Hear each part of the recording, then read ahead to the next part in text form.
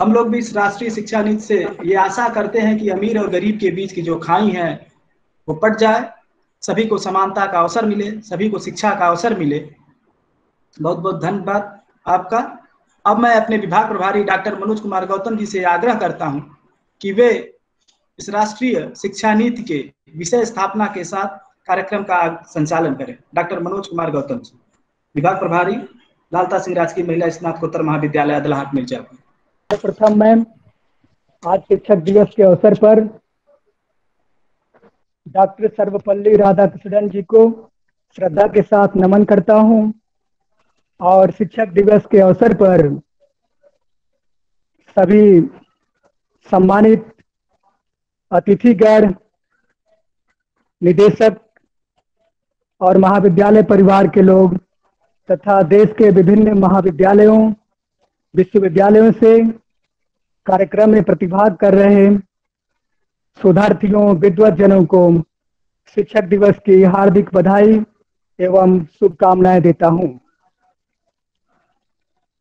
आज समाजशास्त्र विभाग, लालता सिंह राजकीय महिला स्नातकोत्तर महाविद्यालय अदलाहाट मिर्जापुर द्वारा आयोजित एक दिवसीय राष्ट्रीय वेबिनार नई शिक्षा नीति 2020 एक विमर्श पर परिचर्चा आयोजित की गई है।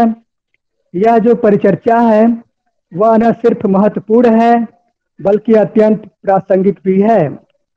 किसी भी देश की शिक्षा संरचना एवं कार्यतंत्र को मजबूत किए बिना विकसित एवं समृद्ध देश की कल्पना नहीं की जा सकती है। लंबे समय से भारत में एक ऐसी शिक्षा नीति की आवश्यकता को महसूस किया जाता रहा है जो वर्तमान भारत के लोगों की अपेक्षाओं एवं आकांक्षाओं पर खरा उतरे। इससे पहले भी देश में शिक्षा नीतियां बनती रही हैं और पिछली शिक्षा नीतियों का परिणाम रहा है कि हम शिक्षा के क्षेत्र में नए मुकाम को हासिल किए हैं। हमने प्रोफेशनल एजुकेशन में अच्छा काम किया है, हमने स्पेस टेक्नोलॉजी में अच्छा काम किया है, किंतु हम इस बात से इनकार नहीं कर सकते कि बदलते सामाजिक जरूरतों के अनुसार शिक्षा व्यवस्था को बदलना या परिवर्तित करना नितांत आवश्यक है। आज का कार्यक्रम नई शिक्षा नीति 2020 पर केंद्रित है, जिसके विविध आयाम हैं: school education, higher education, teacher education, professional education, adult education, digital education, नया प्रबंध तंत्र, वित्तीय पक्ष, समावेशन के मुद्दे, क्रियान्वयन की चुनौतियां आदि पर आज के आमंत्रित सम्मानित वक्तागण अपने विचार को रखेंगे। साथ ही आज का दिन वास्तव में शिक्षक दिवस के वजह से बहुत ही महत्वपूर्ण दिन भी है। साथ ही शिक्षा से जुड़े हुए सम्मानित उच्च पदों पर सुशोभित विद्वानों द्वारा हमें नई शिक्षा नीति के विभिन्न पहलुओं को जानने और समझने का अवसर प्राप्त होगा। साथ ही मैं आज के दिन डॉक्टर वंदना शर्मा मैडम, निदेशक उच्च शिक्षा उत्तर प्रदेश शासन, और अपने मुख्य अतिथि प्रोफेसर अपर्णा मिश्रा मैडम, विशिष्ट अतिथि प्रोफेसर सत्या सिंह मैम,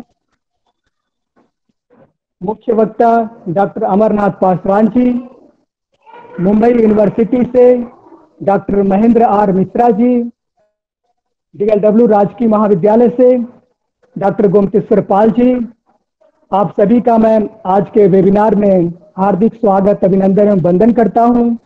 साथ ही हमारे महाविद्यालय परिवार के मुखिया डॉक्टर सुधा मैम, जिनके बिना निर्देशन के प्रयत्न के सेमिनार संभव नहीं था, मैम आपको भी हम काफी बधाई देते हैं।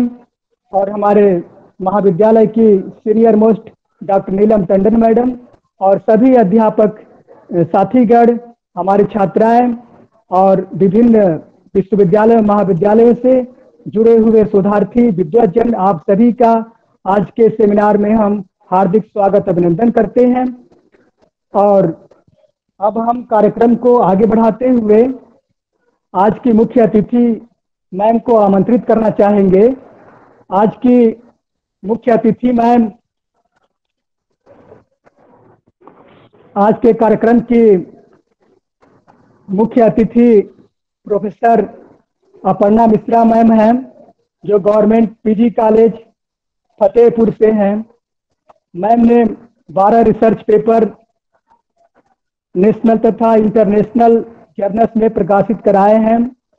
इसके साथ ही मैडम अनेक सेमिनार, वर्कशॉप और कॉन्फ्रेंस में पेपर प्रेजेंट की हैं। इसके अलावा madam executive council, academic council, steering committee, national education policy 2020 में भी मेंबर रही हैं वर्तमान में। साथ ही मैम राजेंद्र सिंह रज्जू भैया यूनिवर्सिटी प्रयागराज में एकेडमिक काउंसिल की मेंबर हैं। मैम अत्यंत ही मृदुभाषी और विनम्र स्वभाव की हैं। मैम आपको हम अपने बीच में पा करके अत्यंत गौरवान्वित हैं, प्रफुल्लित हैं।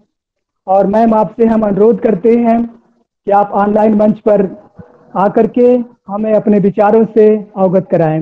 इस वेबिनार की चीफ पैट्रन माननीय उच्च शिक्षा निदेशक डॉक्टर वंदना शर्मा जी, महाविद्यालय की प्राचार्य लालता सिंह राजकीय महिला महाविद्यालय अदलहाट मिर्जापुर की विदुषी प्राचार्य डॉक्टर सुधा पांडे जी, विशिष्ट अतिथि सत्या सिंह जी, दलित चिंतन के विशेषज्ञ मुख्य वक्ता डॉक्टर अमरनाथ पासवान जी और आयोजन टीम के सभी सदस्य मनोज जी, जितेंद्र जी और अखिलेश जी और प्यारी छात्राएं, सभी को मैं आज सबसे पहले तो शिक्षक दिवस के दिन शुभकामनाएं देती हूँ।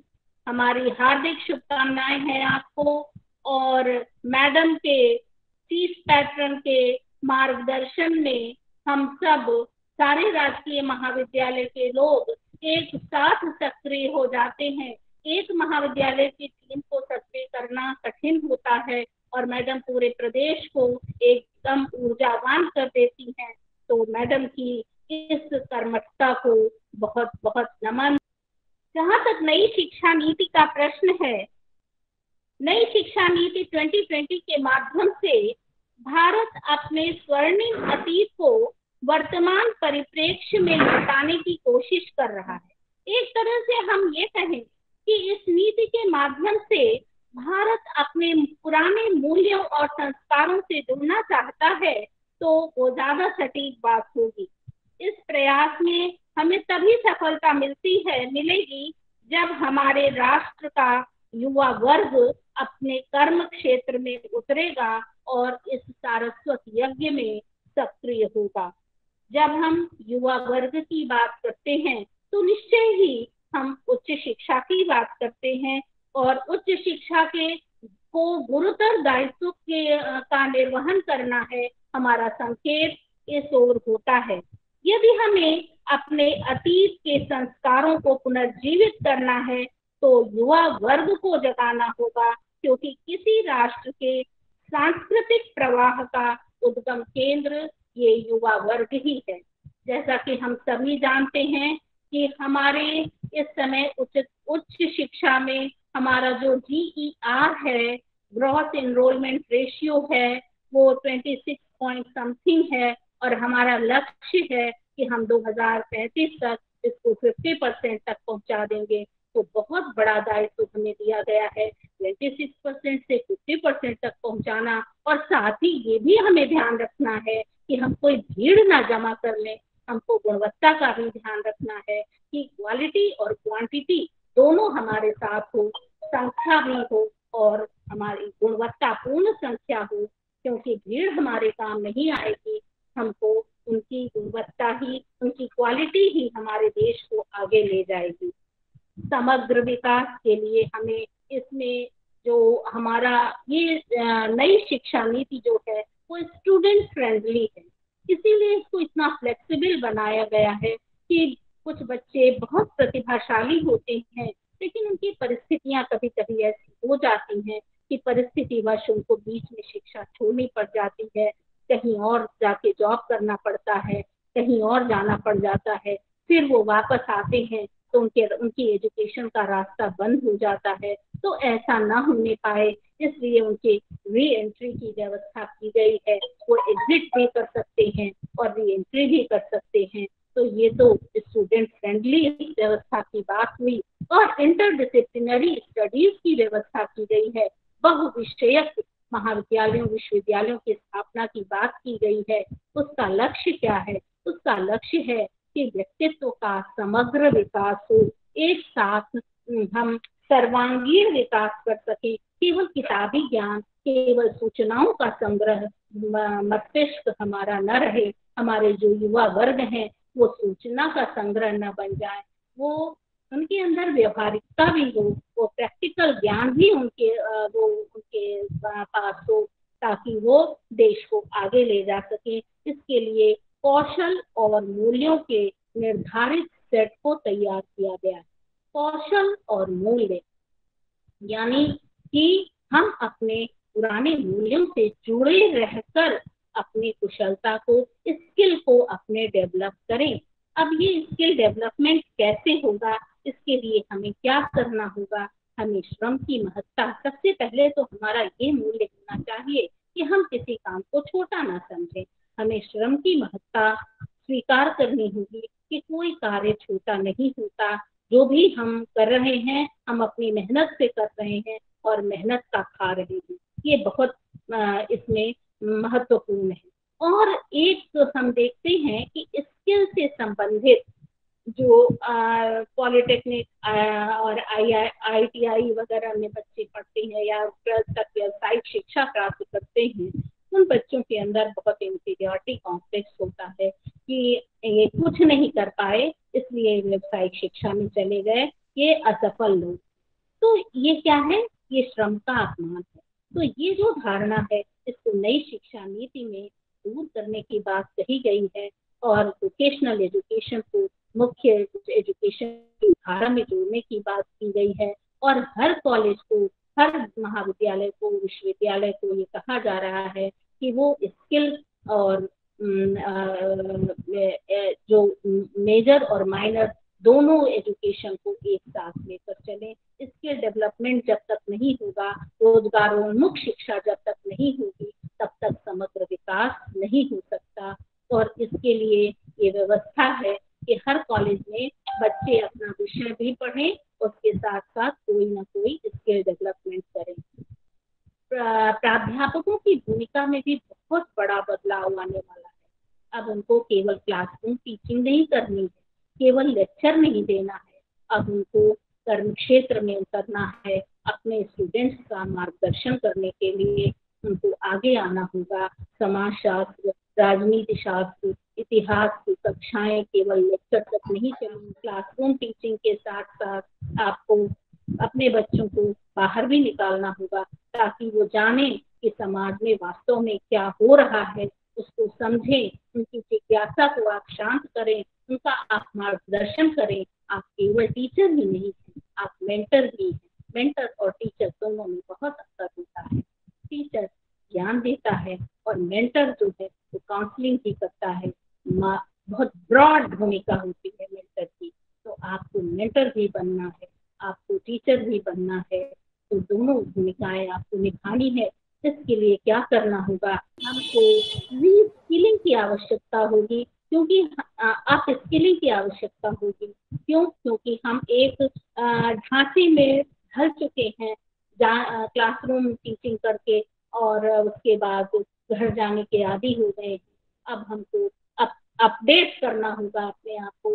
नई शिक्षा नीति में जो बदलाव लाए गए हैं उसके अनुसार हमें अपने आप को ढालना होगा, और नहीं तो हम आउटडेटेड हो जाएंगे। तो युवा वर्ग के साथ हमको चलना है, तो हमको युवा बने रहना होगा।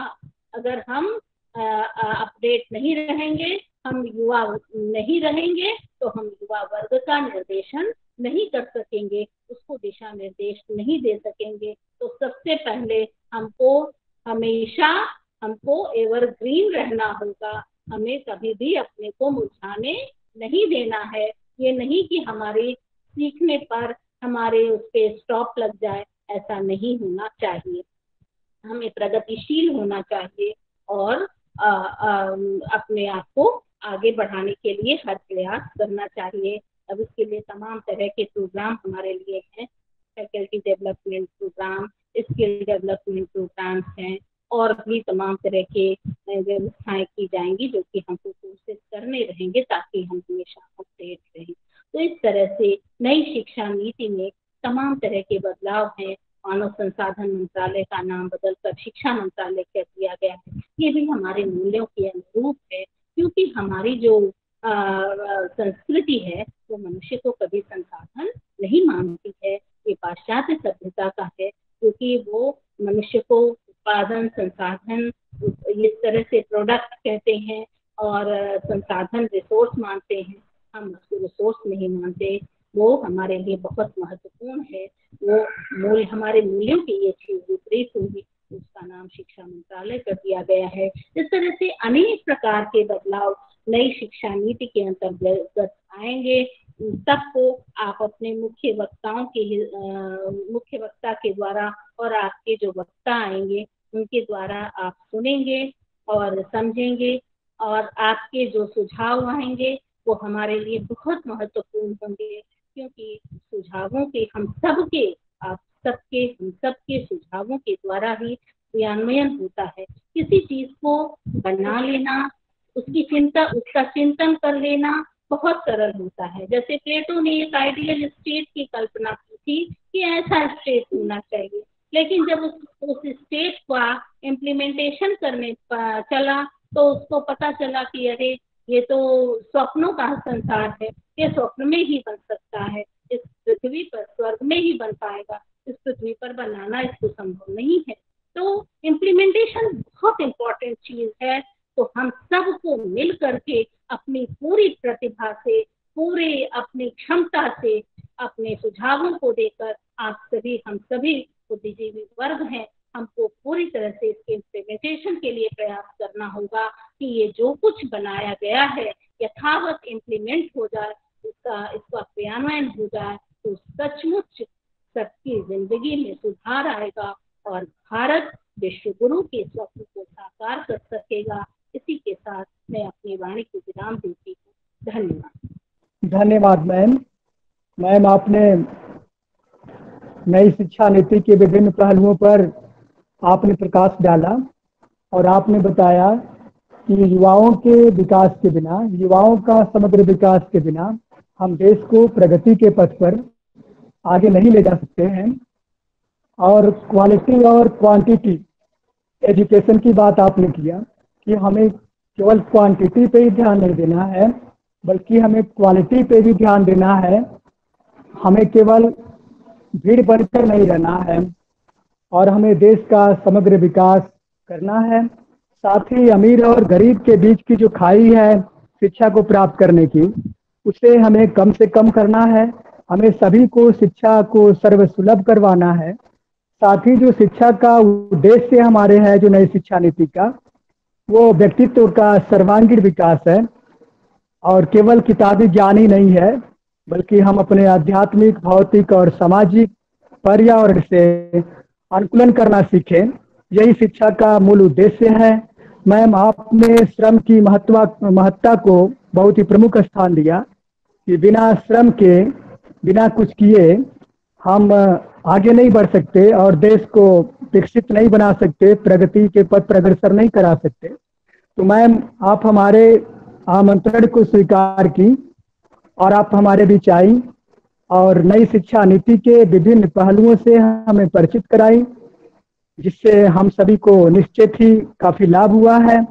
साथ ही अपनी सुधा मैम प्रिंसिपल का भी मैं धन्यवाद देता हूं कि उन्होंने मैम को, अपर्णा मिश्रा मैम को आमंत्रित किया और इन्होंने आकर के हमें नई शिक्षा नीति पर अपने ज्ञान से परिचित कराएं। तो धन्यवाद मैम, आपका बहुत बहुत आभार और बहुत बहुत धन्यवाद।